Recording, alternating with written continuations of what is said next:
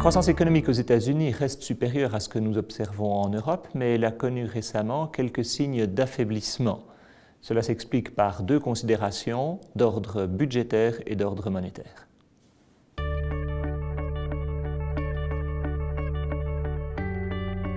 Sur le plan budgétaire, il faut se rappeler cette dispute entre républicains et démocrates quant à l'austérité. Cela a donné lieu à un accord après qu'il y ait eu ce shutdown, cette fermeture des services de l'administration fédérale. L'accord trouvé est temporaire, il faudra se remettre autour de la table en 2014. Nous pensons qu'un accord sera vite trouvé parce que les républicains qui portent sur le plan de l'opinion publique la responsabilité de ces difficultés ne voudront pas, peu avant les élections qui s'annoncent aux États-Unis, reprendre un tel risque. Donc, ne nous inquiétons pas sur cette dimension des finances publiques aux États-Unis.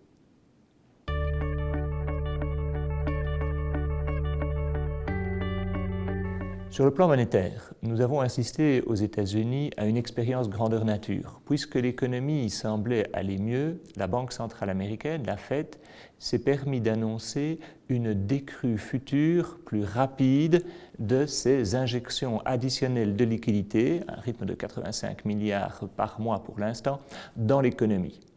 Il en a résulté une forte augmentation des taux d'intérêt, à la suite de quoi on a vu certains indicateurs d'activité, notamment dans le secteur immobilier où on sait l'importance des taux hypothécaires, faiblir. Puisque cela montre que l'économie américaine reste dépendante de taux d'intérêt faibles, on peut s'attendre à ce que la Banque centrale fasse tout ce qui est nécessaire pour maintenir de tels taux d'intérêt faibles dans les mois qui viennent. Le tapering, comme on appelle ça dans le jargon, ce sera donc plus tard et plus lentement encore que ce qui avait été escompté initialement.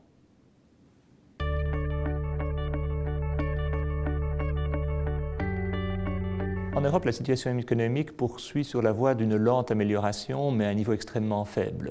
Après 6 trimestres consécutifs de baisse, de fin 2011 à début 2013, on a assisté à une légère croissance de l'économie européenne au cours des 2e et 3e trimestres de cette année-ci. Néanmoins, nous ne sommes pas encore sortis de l'auberge et les autorités doivent prendre les mesures qui s'imposent pour préserver cette faible dynamique de croissance. Et elles ont agi. Elles ont eu en particulier peur que ce qui se passait aux États-Unis et cette annonce que le tapering serait plus lent et plus différé que ce qui était escompté n'ait un effet trop négatif sur le dollar, parce qu'alors cela signifierait une appréciation de l'euro qui pénaliserait notre propre marché extérieur. De telle sorte que la Banque centrale européenne a annoncé une diminution de taux d'intérêt. Quand on passe de 0,5 à 0,25%, ce n'est pas un changement majeur en soi, c'est le signal qui importe. Et le signal ici était évident. Pour les autorités monétaires européennes comme pour les autorités américaines, il faut continuer à soutenir l'économie et en plus, on ne peut pas se permettre des perturbations dans le taux de change trop fortes.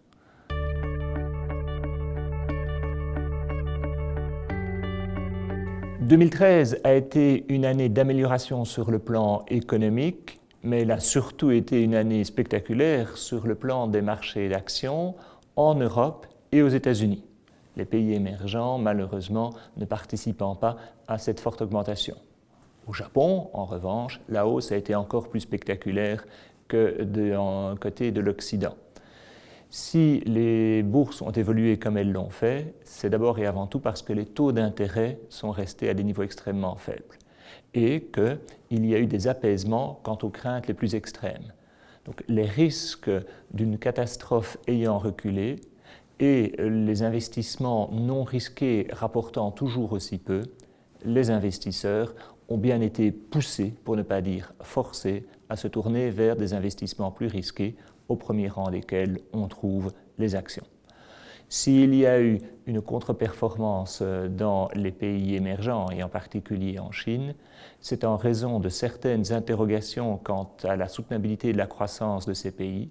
C'est aussi en raison de certains rapatriements de capitaux de ces pays vers les pays industrialisés, et en particulier vers les États-Unis.